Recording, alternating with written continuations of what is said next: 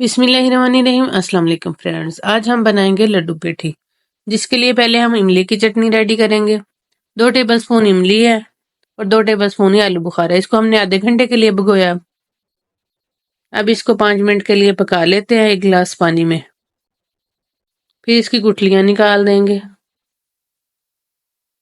तो जी 5 मिनट हो गए इसको पकते हुए। अब इसकी गुठलियां निकालेंगे और इसका पेस्ट बना लेंगे। तो जी गुठलियां निकाल के हमने इसका पेस्ट बनाया। अब इसको दोबारा से पकाएंगे। 2 छोटी छोटी डलियां हमने गुड़ की डाली हैं।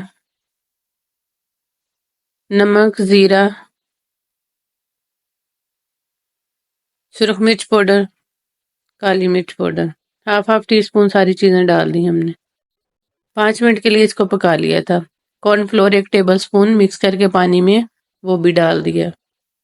अब 2-3 मिनट के लिए और पका लेते हैं और फिर उतार लेंगे चूल्हे से। 1 कप चने की दाल है और 2 टेबलस्पून माश की दाल है। इसको हमने 2 घंटे के लिए भिगो दिया था।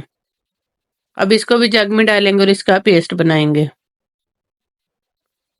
2-3 घूंट पानी के डाल दिए हमने और पेस्ट बना लेंगे। तो जी पेस्ट बन गया है। 1 टीस्पून नमक डाला है, 1 टीस्पून जीरा डाला है, कॉर्न स्टार्च है 1 टीस्पून, सुरख मिर्च पाउडर है 1 टीस्पून, हाफ टी स्पून हल्दी है। सब चीज़ों को अच्छे से मिक्स कर लेंगे। इस तरह से पेस्ट बनाएंगे। पेस्ट इस तरह से होना चाहिए, ना ज़्यादा थिक हो और ना ही ज़्यादा थीन हो। ये देखें, चेक कर लें इस तरह से।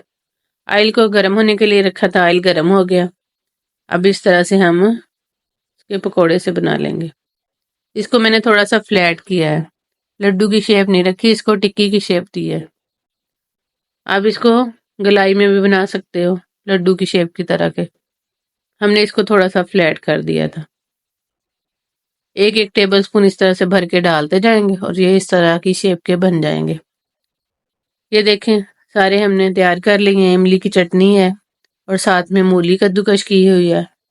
आप लोग भी बनाकर देखें, बहुत मजे के ये बनते हैं लड्डू पेठी।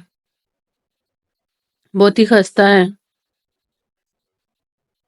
बहुत ही इजी सी है ये रेसिपी। ज़्यादा कोई झंझट भी नहीं करना पड़ेगा। आप लोग भी बनाइए, ट्राई करिए, एंजॉय करिए, सबको बनाकर खिलाइए।